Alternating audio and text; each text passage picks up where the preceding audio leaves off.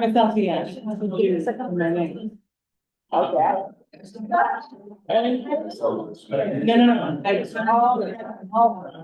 Okay. No. I like that. Yeah. I don't know if you want to. I think Mike calls it. Yeah. Oh, you're good. Ready? You're good. The police are sending someone. Good afternoon, everyone. Thank you for joining us. Tonight we are at the Providence Housing Crisis Task Force. Tonight is September 15th. Madam Clerk, please call the roll. Chairwoman Mary Kay Harris, Present. Vice Chairman Pedro Espinal, Present. Councilwoman Althea Graves, Present. Councilwoman Sherry Peterson, Present. Councilor Justin Reyes. Present. You have 5 present, you have a forum. Let the record show that we also have our legal department here, which is, I'm gonna call Leonardo, police. And we also have our people from policy. We have June Rose and Miguel Young. And as always, we have our wonderful clerks. At this time, I'm going to ask that, Read item number 1 and 2. oh, yeah, that's right. What, yeah, it's been a long time. I know. Man. Let's get it over with. Madam Clerk, please read the item into the record, please. Item number 1, discussion and vote on the Housing Crisis Task Force report. Thank you. It was easy.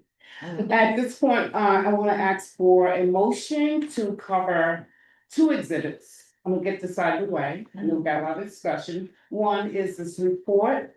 And I would like to get a motion to identify it as 9I in the records. Councilwoman Graves, second by Councilwoman Espinal, all in favor? Aye. The ayes have it. The second one is a testimony. It's only one testimony from Dave Sism, and it is read into the record at 10J. Oh, it's 2? Yes, too. Okay, 2, all right, I just seen it, 2. And Delaware Rims, and it's read in at 10J, And 11K. 11K. Okay, 11K. 11K. So and 10J and 11K. 10J and 11K, okay. Now that we got that all out of the way, may I have a motion, please? Take such a move. Second. Motion made by Roy, second by, so now all in favor? Aye. All right. Just to begin this report, I would like first to start with, Miguel Young. And the reason we want to start with Miguel Young, we just want to. Oh, that's right. That's right. I forgot we have June Rose at the table too. You guys gotta forgive me, it's not yet. We have June Rose, and June is gonna give us like a highlight of how we all started. Okay, this, Okay, thank you. of course. Hi, everybody. I'm June Rose, Chief of Staff for the Providence City Council.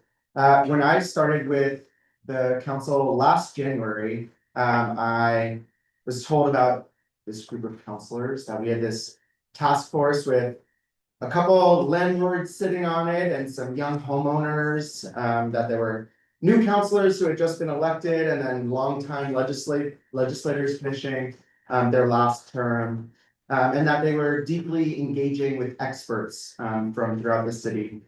And I was told that those experts were coming in with binders of information, with research and data and polls and ideas and strategies, that there was kind of comparative analysis of what's going on in other cities when it comes to the housing crisis, how are other folks addressing it, and then that there were landscape analyses of what the housing market and housing crisis looks like here at home.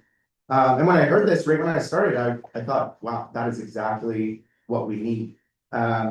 And I saw, this task force dig deep into the multi-layered housing crisis, which, as we all know, is a crisis of cost and of supply and of safety. And in doing so, I saw the task force put forward tons of information that we can use to turn into a report. And we've spent many months digging through all that information that came out of the meetings this task force has held.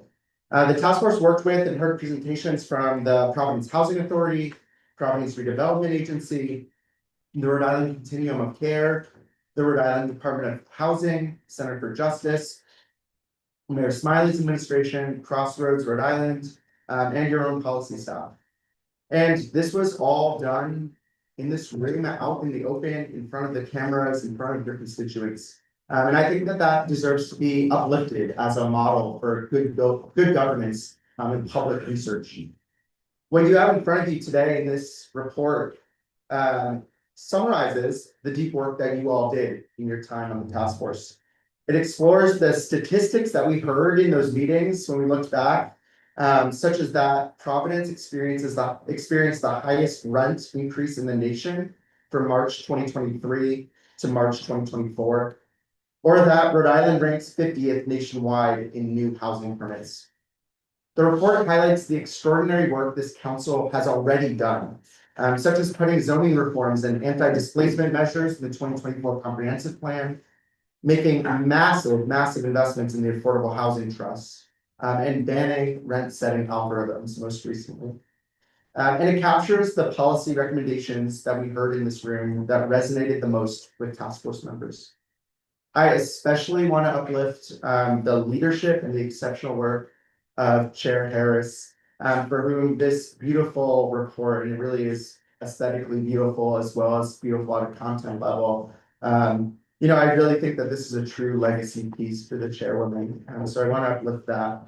She put a ton of time into getting this right. We saw it as staff, so did Vice Chair Espinal and every member of the task force, with whom we've all had conversations with over the months and years that this task force has met. I think that deserves a lot of praise. The report demonstrates that the housing crisis is complex, that there's not any one singular solution as much as we might try to find one. That creating a more affordable city and stopping the tide of displacement that is pushing working class residents out of their homes and neighborhoods requires a full buffet of approaches. Not everyone is going to agree with every single recommendation. I think we all know that.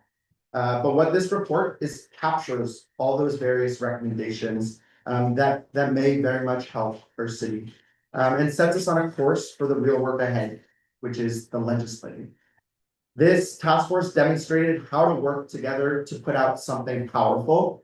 But I think it's important to note that today, no law is going to be changed. No incentive is going to be created. No bad behavior is going to be curbed. That work is everything that follows. And it will have to be done in a smart way that is tailored to the very specific needs of our very diverse city. And with that, as a Providence resident and renter, I just want to say I'm very personally grateful to the hard work of this task force. And I'm going to hand it over to Miguel Young. Before you Yeah, hand it sure. over to Miguel, thank you so much for that presentation and definitely letting us know how far we came.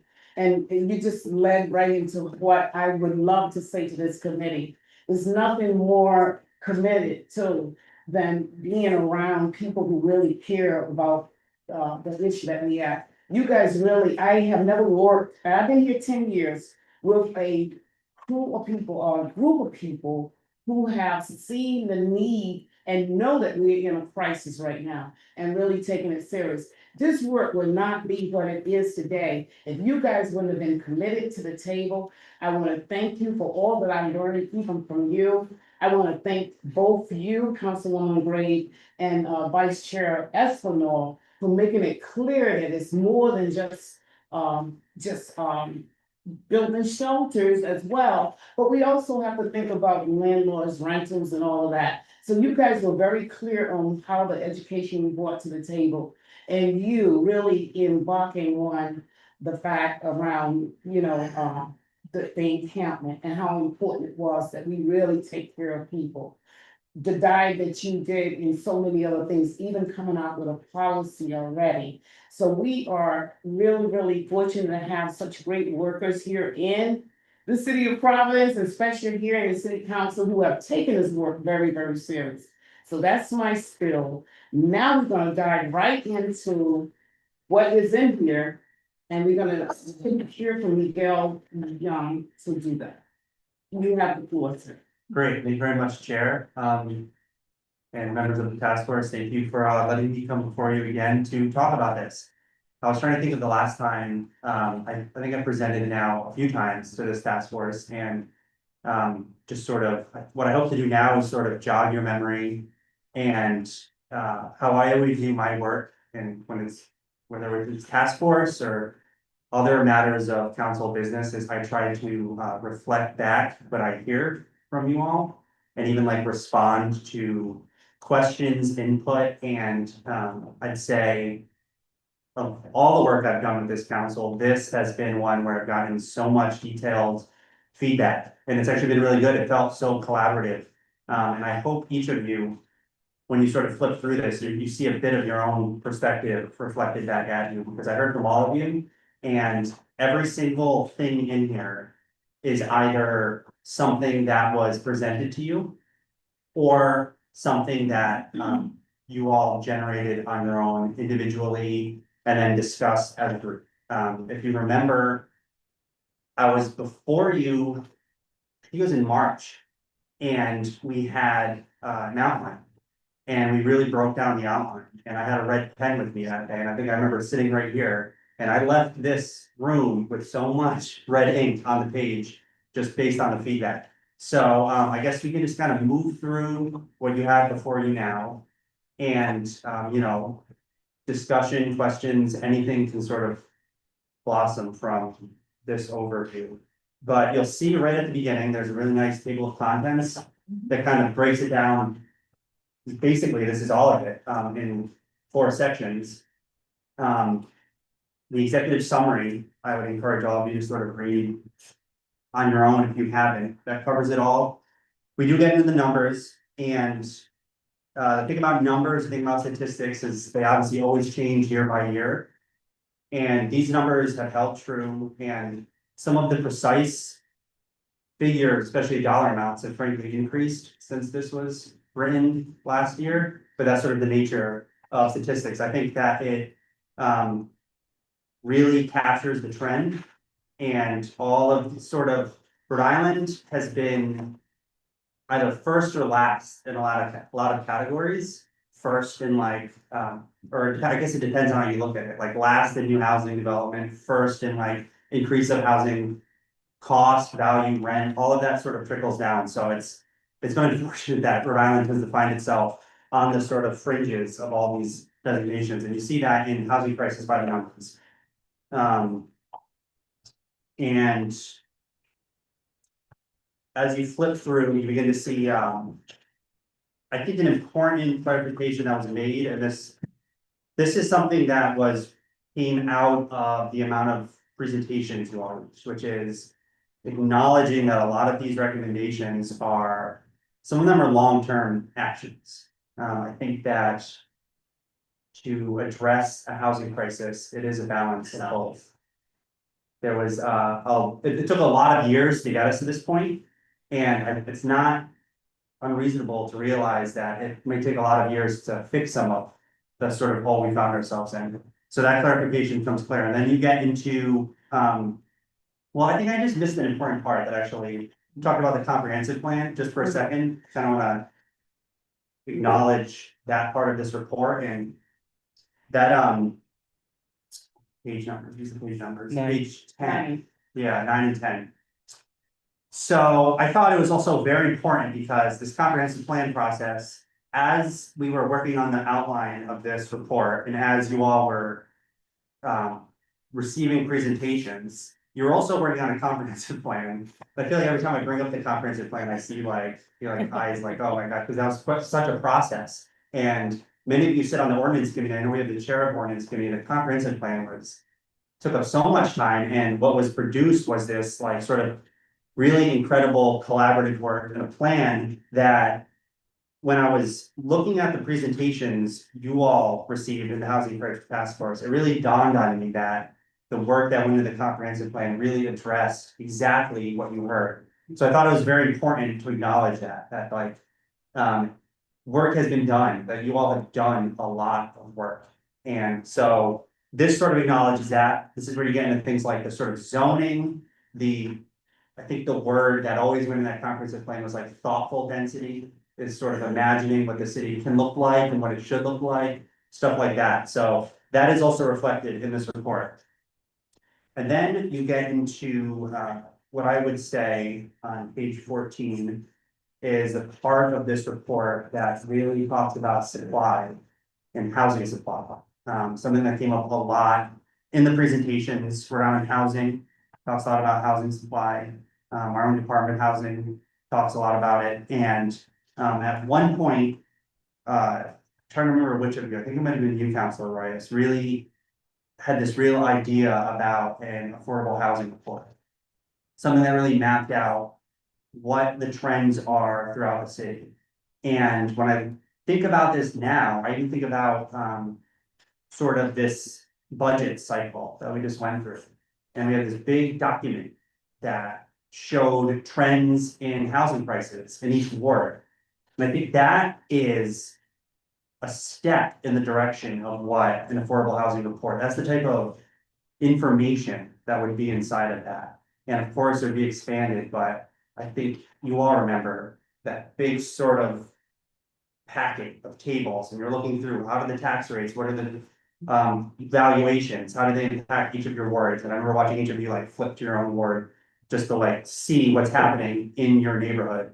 And that to me, I think is emblematic of what an affordable housing report could look like. So that really sets the stage for seeing the city, seeing what's happening around the city. And number 2 in this section on page 16, I think also this especially came out of the presentations you all reached. This was a perspective of builders, really reflecting back what we're hearing from builders in this city and how challenging it can be to go through the sort of permitting process. And I also find that this perspective is shared by members of your community. And when I say that, it's because I think when the process is clear about how a development comes to be, it helps everybody. I've also been at a lot of community meetings with you all, and people are like, when was this approved? How was this approved? Those questions coming from the community, I think can also benefit from a clear permitting process and incentives for affordable housing. And then inside this, number 2, I think something that's very, very, very interesting that's come up a lot, and you'll see it's about halfway down the page, it's in bold, a bridge TSA. This, I can personally state, being in the office, is something that is requested a lot because what we hear from builders, we hear from developers is even the ability to plan out a project with the random increases. I wouldn't say random, you have things like suddenly tariffs all of a sudden are in our life. And the cost to build suddenly changes dramatically and really impacts the plan to finish a process, to finish a building. And it puts them in this sort of weird place where all of a sudden they're getting a tax bill and a bridge TSA would be a short version of a TSA that would allow a project to come to fruition before, the tax rates really land on it. And I've been in ordinance committee meetings when this sort of tension has come up a lot throughout the city. So that's something specific I want to point out. But moving along, another conversation that has been had a lot by this task force is this creation of a land bank. And I think this conversation often comes up when I hear all of you talk about places in your ward where you have just sort of land that's sitting there, and it's like it's this frustration that I hear reflected out of community meetings, at committee meetings, where you say to yourself, okay, when you have this lack of affordable housing, But I see places in my ward where there's like, there's like possibilities elsewhere, and this land bank is a way of sort of organizing that. And sort of preventing speculation, people sitting on land until it's like good to build on, stuff like that. So that's where this came in. You know, when you read through this, another thing we really try to integrate are examples from other cities, something I think you know is very important to all of you. Here, Atlanta does a lot of really interesting work, similar to this. And you know, Atlanta is one of those metro areas that's the size of Orion. So, you know, if they're able to do it, it's the type of thing that, you know, Providence feels really well positioned to be able to accomplish. So moving even further, in this section on supply, we've got public developer, social housing. This is a really big conversation. This is a really big plan. We spent a lot of time working on this in the report, a lot of conversations even in previous task force meetings about this idea. In fact, it's a conversation that happens in the State House a lot as well. And if you go to the State House and you bring up Montgomery County, that Montgomery County, Maryland alone sort of evokes this concept of a public developer. And it's just one approach that the city could take to sort of take control of the housing supply, specifically the affordable housing supply. And this is a very detailed section, and a case study in Montgomery County in Atlanta, I think is really, it's just like really profound and insightful. And it's, as you can see, it's one of the longer ones, three pages. And last, but not last in this section, but I think, something that I've heard counselors talk about, I think something that this council can be proud of is, I think the council with the administration, I think can be really proud of the Providence Housing Trust Fund in the last couple of years. I know that the department, our planning department and housing came before you all and spoke about the Housing Trust Fund and how money sort of moves through it and the amount of gap funding that went into various projects. And I guess speaking personally, I've been working with y'all since 2023. And from when that conversation happened of Providence Housing Trust Fund, ARPA dollars, gap funding projects, from that point to now, we can now walk into neighborhoods and see full-on developments that are done, affordable housing developments. Chairwoman, you've got some great ones on Broad Street over there that are amazing. And it's like before our eyes, they were built, and it's like using these tools the city has. So I think that's really kind of worth celebrating for the city. This is my opinion. And then finishing out this section, you have inclusionary zoning. This was something that was discussed in the comprehensive plan. And just to give you all, you know, I guess you're probably waiting, you know that the zoning ordinance, which the comprehensive plan is meant to inform, is being tackled in 2 phases. That second phase is coming. So inclusionary zoning is going to be mentioned or discussed in that second phase. So I think that this section is important for the coming days, especially again for those of you on ordinance committee when the second phase of the zoning ordinance comes up. So that's supply. That's sort of how we break this up. Supply, and then this next section, I kind of moved ahead here. Page 26, and I guess I'm gonna pause every now and then. I wanna allow questions, conversations, you all are on the task force. 26. Yeah.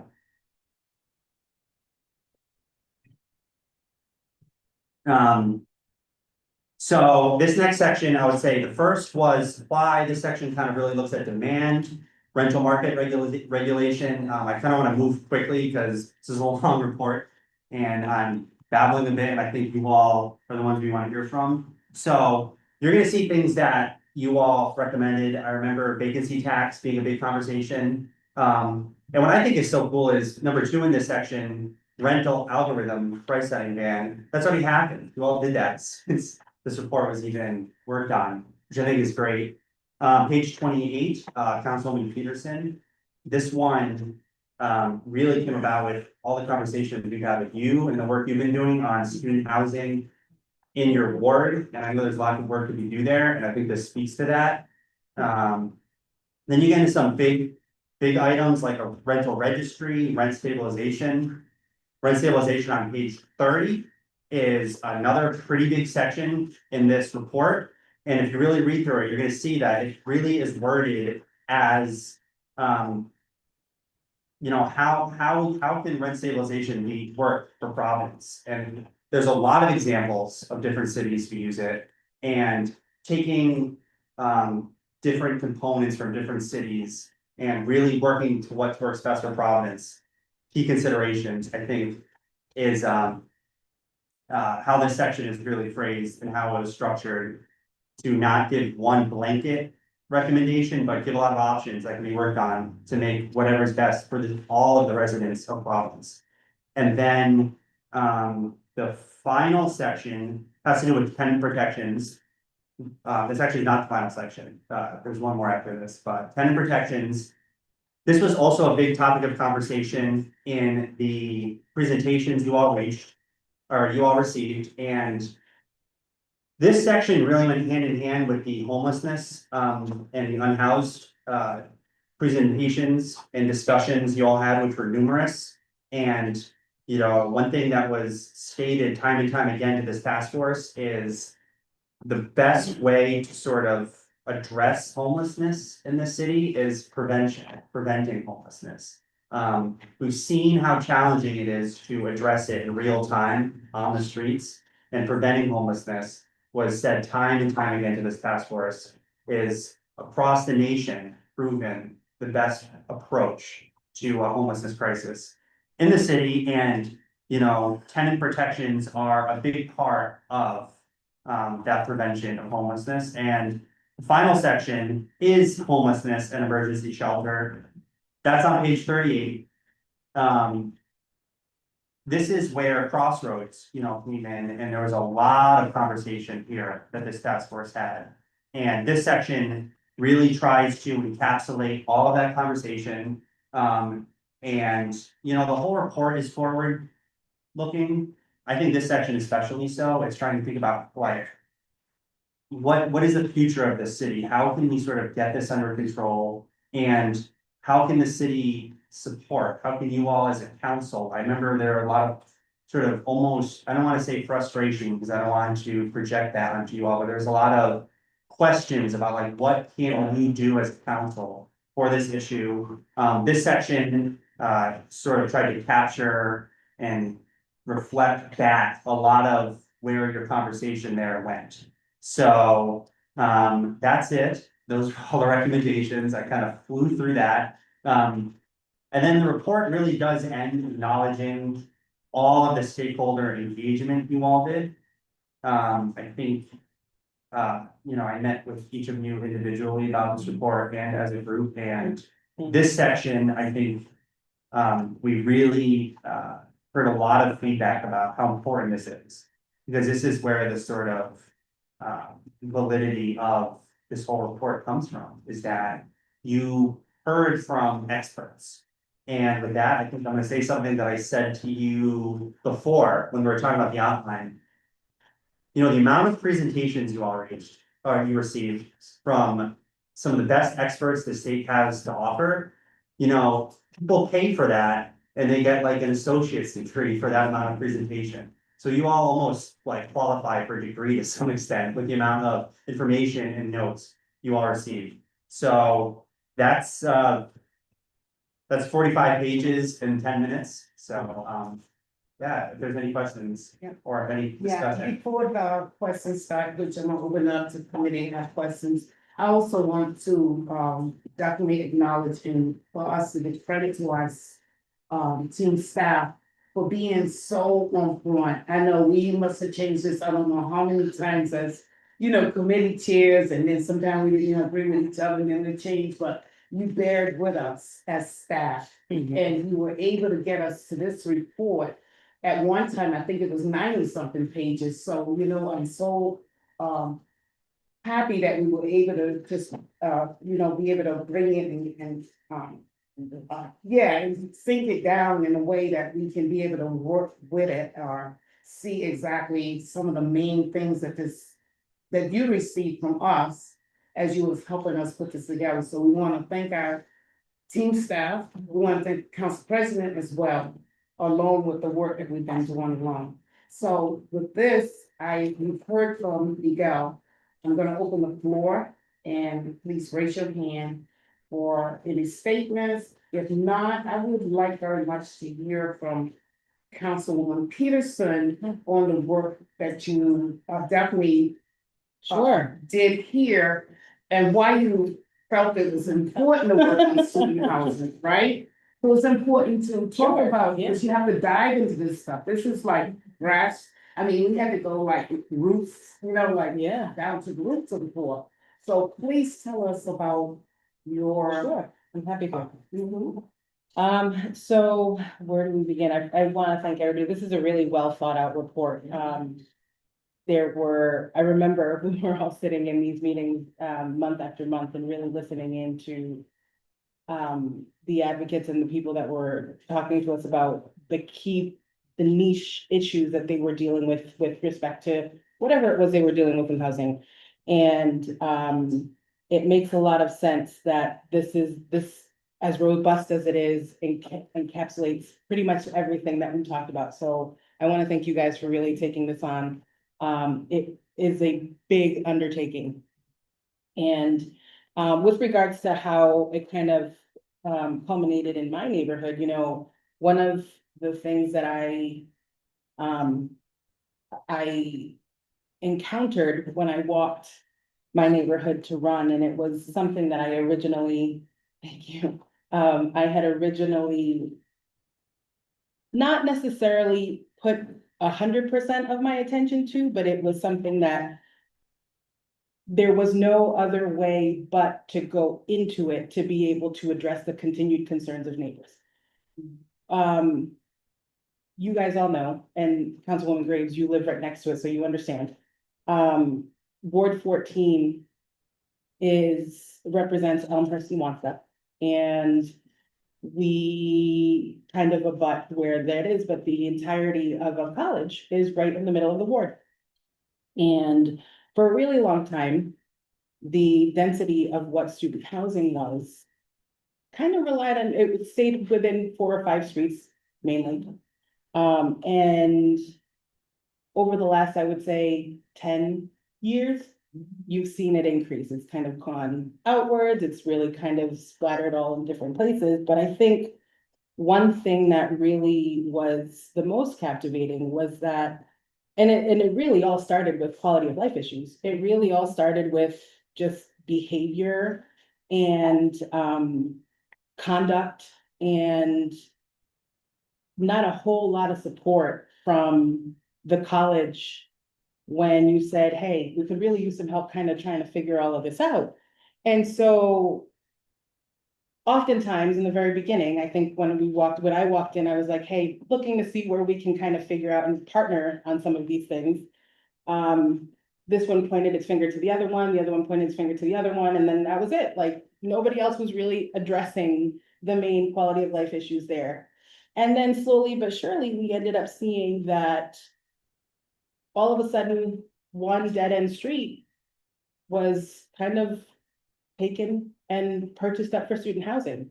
And then the other side of the street, little by little, and the amounts, and when we started, we established a student housing task force to try and alleviate, or at the very least address, some of the concerns that neighbors had, where we opened up the floor to everybody. We invited students, developers, school, and neighbors.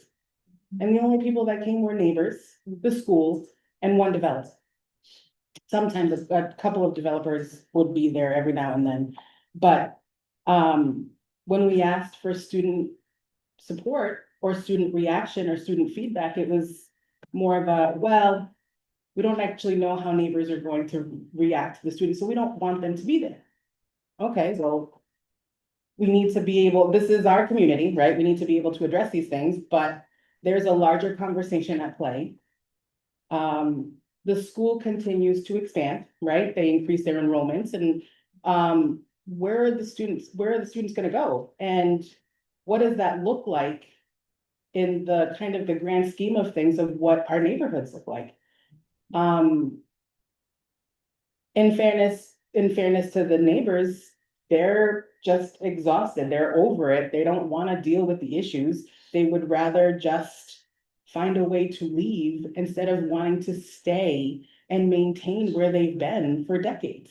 And that for me is probably the biggest problem of all, is where we can just throw money at a situation and say, hey, no, it's good, you can leave, it's okay. But and where do you go? And I think there was a picture that a neighbor had sent me where there was a development on Liege.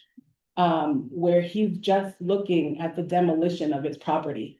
After he agreed he was gonna sell it, but he's just watching the demolition of his property.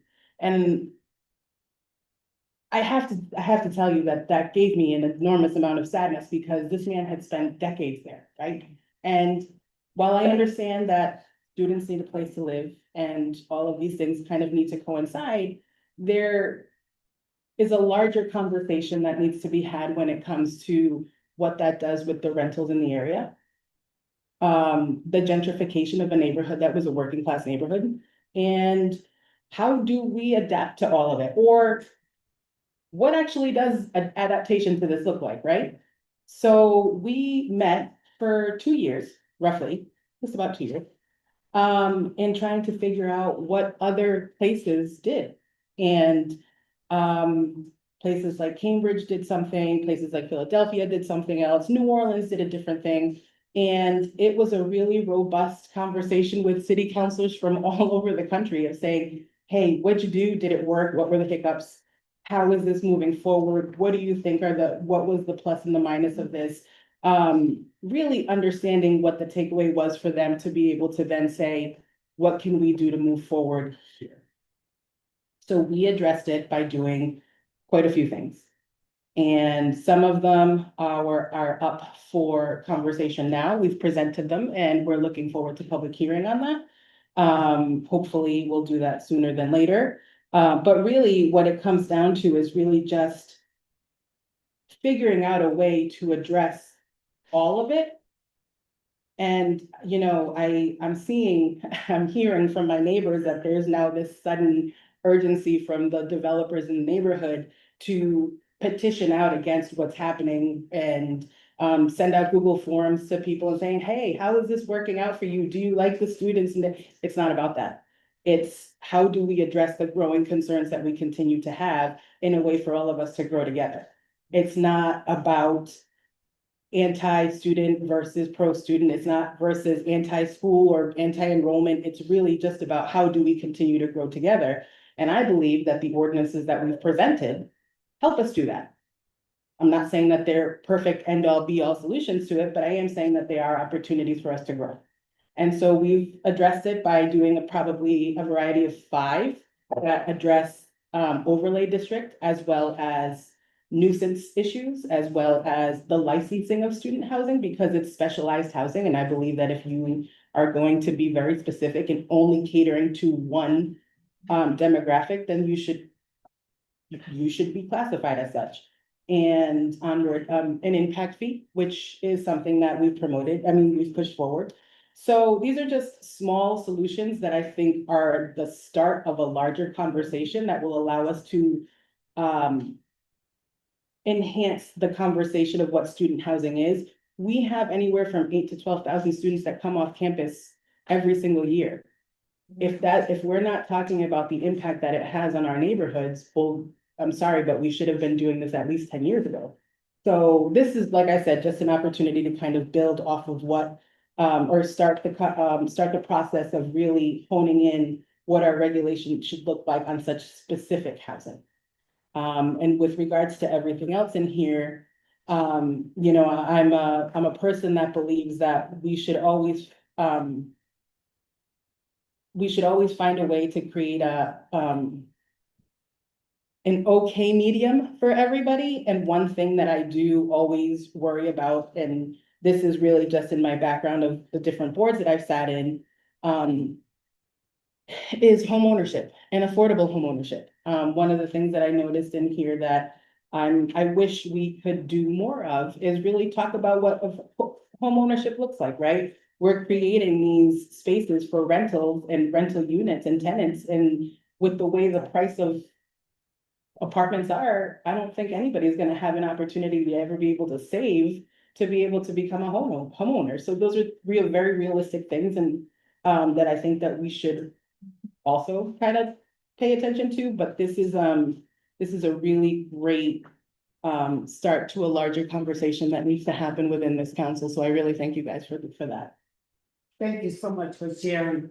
This is an example of what our staff heard from us and was able to get and then be able to articulate in this message and have such a report that we're able to say, these are the things that's impacting our neighborhood, right, in our neighborhoods. And our constituents are the people who are coming to us and saying, do something about it. I mean, we know this is not perfect. Yeah. We're not saying it's a perfect document, but what we are saying is the beginning. I'm gonna stop talking and allow some of my other committee members to speak up now. And just share your, your thoughts, your work, because you did a lot of work. It's all right to brag. I mean, for what you did, you deserve it. You deserve it. 3 years is a long time. And, having the space and all the documents that we've looked at and going back and forth. So, yeah, absolutely. I want everybody to talk at the same time, but Councilman Wolf. I'll just say chairs, it's been so long that I forgot, it looked like Yeah. this, to be honest, like, wow, this looks pretty impressive, I just. Any tool that I can possibly think of to solve the housing crisis is in this report. So I'm thrilled with it, I can't, wait for final passage of it and, for the. Rest of the residents to take a look and, look at all the hard work this task force did, as long as along with our council staff.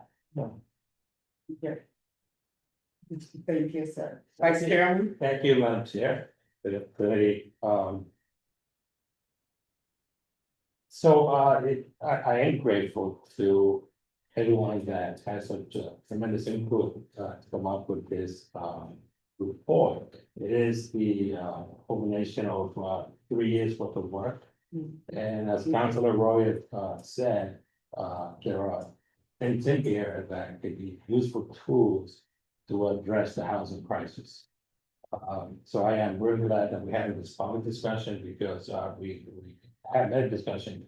But the final product here, or what appears to be the final product, has not been presented to the public at large. And I'm glad everyone said tonight, and those that are watching at home. Miguel and June did an excellent presentation about this report. They talk about all the components and elements that we together started to go through. But I'd like to go back to the comprehensive plan, which began to address many of the areas that we felt that we needed to address in order to enable us to cure this issue of lack of housing. It all starts with the flexibility that the comprehensive plan had. We put in over a year worth of work in that. And in order that comprehensive plan is gonna expand the accessory dwelling units, gonna eliminate unnecessary parking requirements, so we can build more housing. It addresses inclusionary zoning, community driven development, and a whole host of steps that we took and incorporated in the comprehensive plan. Because it is about building more housing.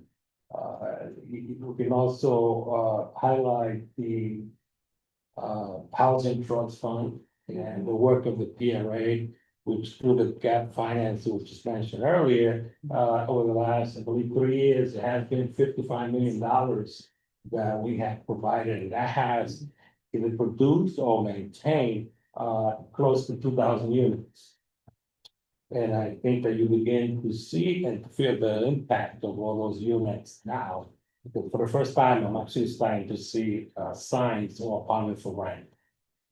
And that is a good sign because we are beginning to meet the demand that exists. So along with that, there are certain areas within the report that still give me a little pause and I want to be cautious about that. Because when you know that the solution is to build more housing, you want to incentivize, you want to encourage those that produce more housing. Because I think that, the ability for residents to be able to live in Providence and raise the family here, is the result of a partnership. And that partnership is between an owner, a landlord, and a tenant. So, we don't have, we will not have any more units, unless we have investors that are willing to choose Providence to invest in. So when it gets me a little pause, when I see, some of the tools that are here, and I'll highlight one, and that is because the letters are being sent in. Conversations are being had, and I would really like to discuss this in public. Because we at the point where we need to talk about that, and that is the tenant first Right, first refusal? yes, first right of refusal. It's 35. 35 is up there. The essence of that is, when I read it is that, if you were to sell your house, if you're an investor, you reach a point, you a mom and pop, you simply own a tenement house, and you reach a point that you want to sell it. Then you have to offer to the tenants if this was to go through. And the tenants would have, I believe it's what it's like 90 days to decide if they wanna go ahead and express an interest. But if that doesn't go through, then you have to go over to the nonprofits. And that'll be an additional 3 months, to my understanding, unless I'm wrong.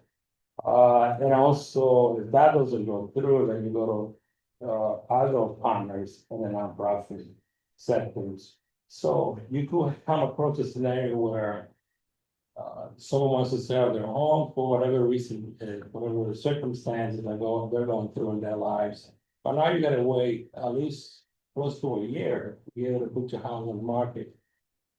And in my view, I think that could be, that could actually has the ability to discourage investors, to discourage people from buying and investing in Providence. That along with the rent stabilization, which can be misunderstood. But also note that in the book it says that the council should explore the possibility of rent stabilization. It's not telling you that you, it opens up the door for the discussion. I don't have an issue with that. So when you look at these tools that are here, it really makes you think if that is out of what we're trying to accomplish. It all makes me feel like we're defeating the purpose, because we're putting measures in place, such as the comprehensive plan, and then other measure that Miguel and June spoke about. But at the same time, all that is gonna be the result of a partnership. It's gonna be the result of people having an interest of investing in the city of Providence.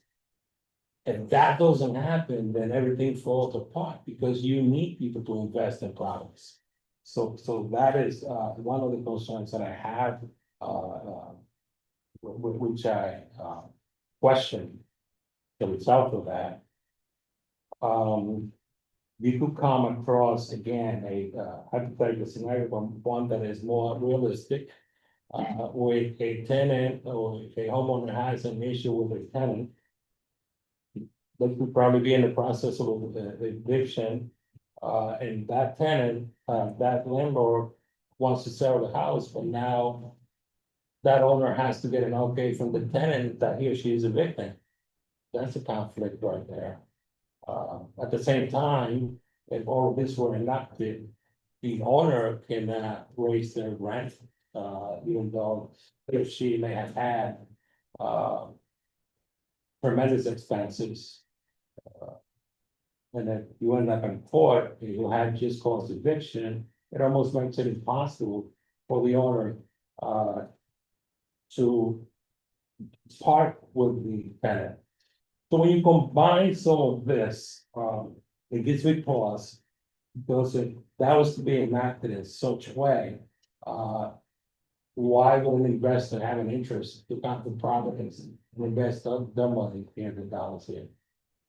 Also, I want you to keep in mind that when you talk about the price over a unit, it's not just the owner that comes up with a price. There is a formula, you gotta take into consideration the cost of acquisition. Up until today, recent years, the last couple of years, you could buy a tenement house in Providence for 200, 100,000, 250. But unless you come up with around $700,000, you're not gonna get that. So when you talk about $700,000, 10% that you gotta come up with is $70,000. That's a large investment. But the $630,000, that mortgage is gonna be up around $5,000. Now, when you take that $5,000, you need to divide it into 3 units or into 2 units. That right there is gonna tell you what the initial rent is going to be. That's just the mortgage payment. You also have to take into consideration water, sewer, taxes, insurance, cost of maintenance, cost of operation, advertising. Some of those there you have no control of. You have to pay with freight, with utilities, but sometimes that doesn't take us anywhere. We just had a tax increase. We ended up having to do that in order to be able to balance the budget. So insurance is through the roof. I don't know what they think Providence is, but an average group tenants insurance, it's even at $5,000-6,000, and that's $500 a month. There are factors that contribute to the cost of an apartment. It's not just a landlord that says, well, next month I'm gonna ask for so much for my apartment. There is a formula, there is a need that needs to be met, because when that need is not met, then you have foreclosures. Because people just walk away from their investments. And these are life saving, these are life investment, it's a long investment, it's an investment for your family, to keep it in your family. So I want everyone to take that into consideration. So there are landlords, yes, it's life, it's society, there are a little bit of everything. You do have a landlord that, will increase your rent a couple of times a year. But the majority don't. There are good people out there, and again, I'll emphasize on the need of investors, on the need of people to buy homes, because they are the ones that are gonna make units available for the tenants. The conditions, it's something that we're working on. So I'll stop for now, Madam Chair. Thank you so much. Before Councilwoman Grace, I want to first of all thank you for your leadership on the comprehensive plan. Because this was the same kind of thing where, so many people had so many opinions. And even the public, but you had to make a decision in order for us to be able to change the landscape. Of being able to create more housing. And because of the decisions that committee made on the ordinance committee under your leadership, there is houses popping up in my neighborhood. They're tiny, but you know what? Somebody can live in it. There'll be one less person on the street, you know what I'm trying to say, in that house. I'm very passionate about the fact that everybody deserves a right to a house, a roof over their head, or shelter. I'm very serious about that. However, I feel like there's a lot of things that we have to work out according to your conversation just had. And I'm not hearing you say you're not against rent stabilization. What you want to do is make sure we get it right. Am I hearing that? I just, We need to consider all factors, Mhm. not just the assumed factor, but a landlord is just gonna increase the rent because he or she doesn't care. okay, thank you. I just wondered, yeah, I just want to And make if sure. if I may, I think to add that, supply in Rhode Island, has actually doubled now. Where if you, where there was only 500, three tenement or multi-tenant, house available, then I got that one up to, 1,000. So the supply in the market is Right. beginning to increase. Right, and that's because this, city council started to take housing very serious. You know, for years and years, the reason we in the mess we're in, that it is I mean, right here, even this is hard to do. But we cannot continue to keep, as politicians, kicking the can down the road and not dealing with the worst. There's gonna be good and bad in everything, right? However, I think the work that we have done, I'm so proud of you guys, you know I'm leaving, but I'm just like celebrating this. Something because you guys took this serious. I came in here in 2015 yelling, there's a housing crisis in my neighborhood, people are living in the street. Nobody was listening. Then later on, we started having creative leaders who stepped up and said, you know what? This is a very serious thing. Politicians should. We started holding the state accountable. We brought the state to the table and said, no, we want to see this really be real for the people. We cannot continue the way we are going. We have to continue in a way that we are creating opportunity housing for everybody. Everybody deserves a right to a house or a place to live or a roof over their head. So your work in comprehensive plan, your clarity and your thoughts on how you think about things is very, very important. Thank you. And we're gonna continue sitting at the table because I just wanna say, and Councilwoman Briggs, but I'm gonna hear from you and then I'm gonna say that I have to say. No, go ahead, dear, go ahead, please, madam. I hear what you're saying, but on the other hand, we need to look on the other side of that equation. The reason we're in a lot of this thing is because we allow people to come in and start buying up these houses that were only $100,000 people, $200,000. At these exact, these rates that were so thing that everybody said, oh yeah, let me just jump on that bandwagon, and they're the ones that's got the rents, guy. Is the issue with the students, they brought up all that land, those were families that have been here for decades. But they started buying them all up or charging so much things, and then everybody's property values went up, and our taxes went up, and our insurance went up, and it's ridiculous. We're gonna need something to balance it out, if we don't stop it now. Stop something right now, then we're gonna be saying this a few years down the road. Because there's gonna always be somebody that can say, okay, well, we're gonna buy it for $1 million now, And then we're gonna still be in the same boat, and people are gonna still not be able to afford. Not only to own the house, but to rent a house. My neighborhood has almost became a transient neighborhood. At one time, I knew at least 89% of the people by sight, by speaking to them. I'm lucky if I know 50% of my community now because the people have been priced out. Then, that's the tenants. And that's the people that wanted a home, that they say, okay, well, I might as well just go ahead and wrap this because everything's going up. And the reason it's going up is because even though those are the same houses, some of them have not changed at all. But they're getting all this, somebody's paying this amount of money. Now my property value went up and I haven't done anything to my house now. Now it's like, my house was 200,000, now my house is $500,000. Nothing's been changed, haven't changed a single. I just got the porch. So I don't know how my stuff went up that high. So we have to look at it. I agree with you. We're gonna have to work together and look at it. But we're gonna have to have something in place and something with some teeth. In order for us to stop this. We don't want the city of Providence to be the city of young professionals only and college students. We want the families, we need the families, we need the people that are gonna be staying here for decades, the ones that are putting in the roots. The ones that plan on being here and maybe leaving their home to their children, their grandchildren, whatever, you know? And right now, we're scaring people away, we really are. I think I think one of the things is thinking out of the box and doing the mixed things, and I think that's a wonderful idea.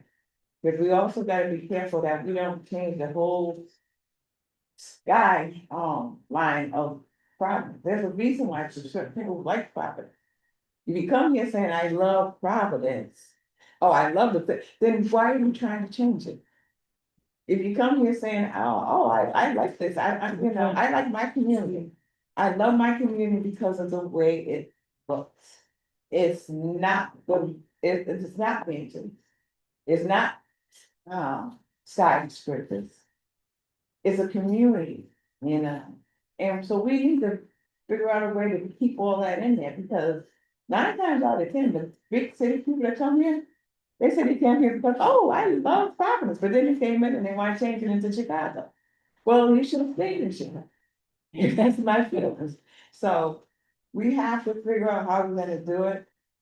Kudos to the staff, kudos to, the committee. And all of those people that came in, I mean, we had people come in and they really expressed all the things that they needed, all the things they wanted and all, almost all those people that came in were the people that were there for the voices. They're not worried about the investors, they're just worried about the house. They want a house that can be fixed up and done. If we just worry about trying to get somebody quick in there and build up everything beautiful. No, let's make it so that mom and pop and sister and brother can buy the house and fix it up slowly. But have someone in there. So we gotta balance this out. I've always been one for balancing it out. There's gonna be people that don't want a home. There are gonna be people that want a home, but they want something small. You know who we put all the burden on when we did our tax thing? The person that just that wanted a one family home. They're carrying the heaviest load out of all of us. So we want to make sure that never happens again, that they'll be able to stay in their home. So I hear everything that you're saying. You and I both home, we know all the things that are going on. But we gotta look at every aspect of this. And we have to listen to the voices of the people that not only are homeless, but those on the verge of being homeless. But we also need to listen to the ones that, hey, I want to buy a house, this is my first house, it's my startup, I want to do this, and I'm good, I want it better. So we have to listen to everyone and come up with a balance. I think this book, this right here, encompasses all of it. And a lot of the things that I think you're worried about, I think that the language is leaving room for us to have some flexibility. And that's what we really want. We really need something, we need it in here. But if you look at it, there's nothing in black and white saying, oh, this needs to be this, and this, this flexibility. And I think the way we word it, and the way that they worded it, shows that. And believe me, my brother, I agree with you, we do need a lot of stuff, but we also need to protect our communities from. All the neighbors being put out and it becomes a town full of students. We need to protect our neighborhood from all of the small homeowners that had to move up because they could no longer afford this home. Some people have brought their homes outright, but the taxes and insurance is what's held. So we have to make it, so it's like I said, so it's even, it's balanced. Nobody's gonna be happy in anything we do. I mean, not everybody, somebody's gonna be happy, but not everybody's gonna be happy in anything that we do. I think this is probably the most balanced thing I've read in a long, long time. And I think it's because all of us came to the table with our own little things. And I think it's because we listened to the people out in the streets. And we heard them, and their voices, they could see that we heard them. And I really do like this. And I'm not saying, because yes, but I need some investors. I just don't want an investor to come in and buy a street. We don't want that. I don't want anybody buying up a whole street. I want somebody that's gonna be there and be my neighbor. That one I can go and say, hey, John, how you doing? Oh, I know, oh, your roses look beautiful today. I mean, that's the kind of neighbor I wanna live in, you know? So I think, you know, but that's for my community. There's gonna be some that's gonna want to have. We all have our own little flavor, and that's one good thing about water province. Right. Every community has its own little flavor. But let's not, let's not milk it down, let's not change it, but you know, that's just maybe the very houses up for the ones that don't. And get them in there. Let's try to make sure that all those that want a house and needs a house can have a house. And we all know with the homes, all of them don't want a house. Some of them have some conditions that they gotta go through and work out before they can get to that point. We need to have something in here, which we do, that covers that. So, again, kudos to everybody, you know, that's all. Thank you so much. Now, I want you to know.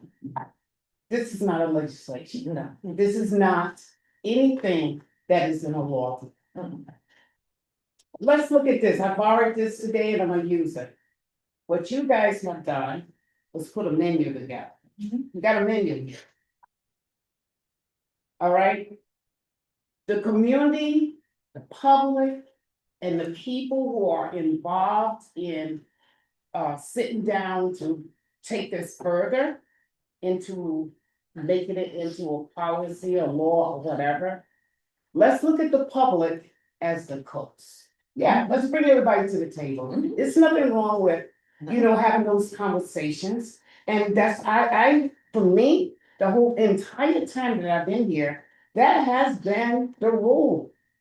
You bring people in, you have the public hearing, you even have committee meetings where people are able to go back and forth with their opinions about things that do not, maybe we might learn something even bigger. After the cooks, which is the public, help you develop this policy, help you develop it into a policy. Then your full body, including myself, will become the server to the community. You come out with the best policy or whatever that would be able to fit our city, not just one side of the city, not just on student housing, not just on encampments, but to fit landlords, everyone. Those are difficult conversations, because sometimes people yell at you, that's all right. Say you're passionate about things.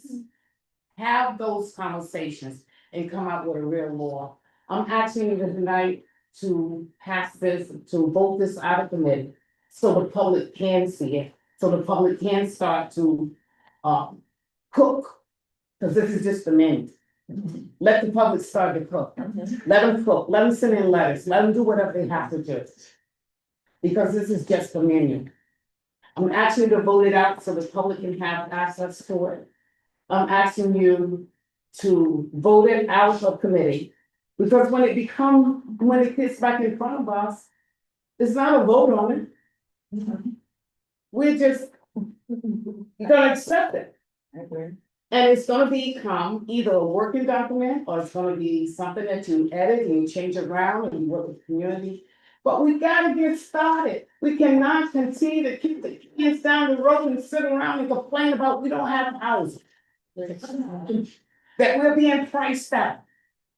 That big developers are eating up everything, all the land. We gotta get started. With that said, I'm gonna ask for a vote, Make a motion. a motion is made by Councilman Gray. Motion to approve. Motion to approve. Second. And second by Councilman, motion made by Councilman Gray, approved by, second by Councilman So now Peterson. for discussion, And, yeah, I can open it for discussion, of course. when a motion is made and seconded. Yeah. Mhm, Well, unfortunately, I'm gonna be voting now, mhm. as I feel that, I don't see the need to rush it. I think that is a, work in progress to me. That we feel more input. I never heard from, actually the people that, the owners, the people that own real estate. Didn't get their opinion this side of this, as they will be impacted. I mean, we're talking about, it's a report, but it's a report that potentially legislation will be, derived from it. So anything that comes from there will have an impact on an industry. An industry that provides housing, which is what we need. I mean, the, solutions to the housing crisis that we have. Regardless how we can dress it up, it's, the solution is to build more houses.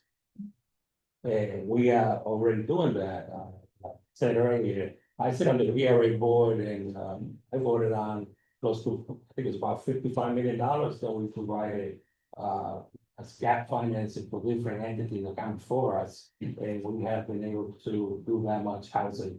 So other legislation, has passed already that is in the book and it's referenced and it's being made to. I just don't think that the entire solution, here, that you immediately go and see relief for housing because you have rent stabilization and because you have tenant first right of refusal, which is the two things. I think that unintended consequences, I think that the opposite could occur, once, this is passed. And it's perceived out there that, the council is moving towards these two items here. You could probably see some, owners already beginning to raise rents. As they will probably feel that something's coming down, that it's gonna control what, not the profit, but what they need in order to make ends meet on their property. So that is what I'm cautious about. I want to close by also highlighting the loss of value.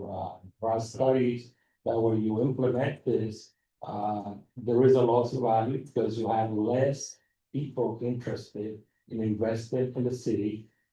So therefore, the supply grows, which means the prices will start coming down.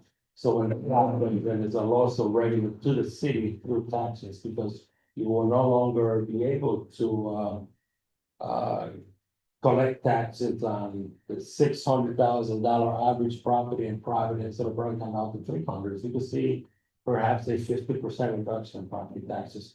When you have a major reduction in property taxes, the less money that'll be available for housing production. So any step that we take has its consequences, positive and also negative. Which is why I am so cautious about this, because I am in the business and I see both sides of this and I practice this. I do rent, my rent, I could say most economical in Providence. Because I understand the people and I know the people that live in my properties. So I am very cautious. I have not raised rent in the last 10 years. You can ask any of my tenants. So I am conscious when it comes to that.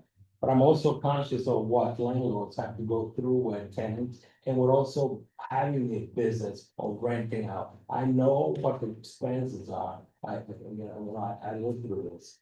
And there's a lot more than we could just craft in a report. When we begin to put these things in practice, we're gonna be careful. So, but I understand, I don't have any issues with that, but I want to be on record for that. Because I feel that it's not ready, I want to be on record for voting now. There's a vote on the floor. Yeah.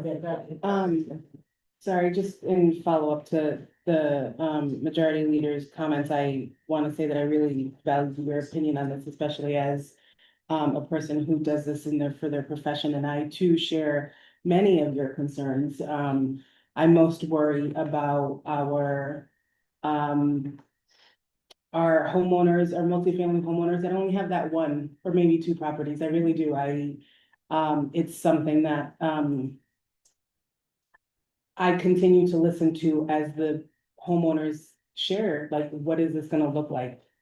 I do, however, believe that, and this is something that is extremely important to remember, is that while these are recommendations, and there is still opportunity for all of this to be crafted, there is an opportunity for continued engagement and conversation. And I absolutely do believe that landlords need to be at the table to kind of address what all of this is. It's part of the most important piece of this. And so I support putting this forward with my hesitations included, to be able to start that dialogue on an individual basis of each thing that we're presenting. And it may be that some of these things are not put forward. I truly don't know. But what I do believe is that an opportunity needs to be had to really start crafting, and really, really crafting with all of the voices at the table to be able to understand where we're going. And so I really do support that. I do support the opportunity for the public to be able to see this in an effort to really start gaining some of that additional feedback. It is not, it does not fall on deaf ears that landlords need to be a part of this conversation. And I do think that this is now a chance for us on a case-by-case basis, as we pick apart these things, to see where we can find a path forward to meet in the middle. That's just my opinion. So there's a motion on the floor, motion have been made and there's been second, we're in discussion. Madam Clerk, I'm gonna allow you to, instead of just, call the name, please, roll call, please. So we go on record.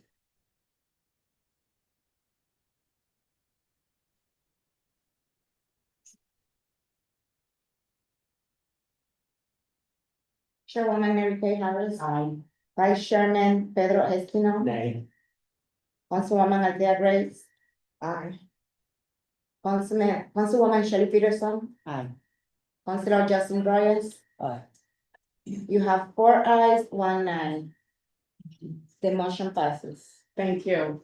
And again, this will, go before the council just to be received. And I appreciate everything that you guys have done, because it's really important that we no longer continue. We don't have no time. This is a serious time in our life, in history right now. We don't have time. I appreciate the fact that you do want the public to be at the table, and this is the best way to do it. Get the report out there, get your committees going. And yeah, let's hear from people. And we can come up with something that's gonna work for the province. Yeah. Thank you.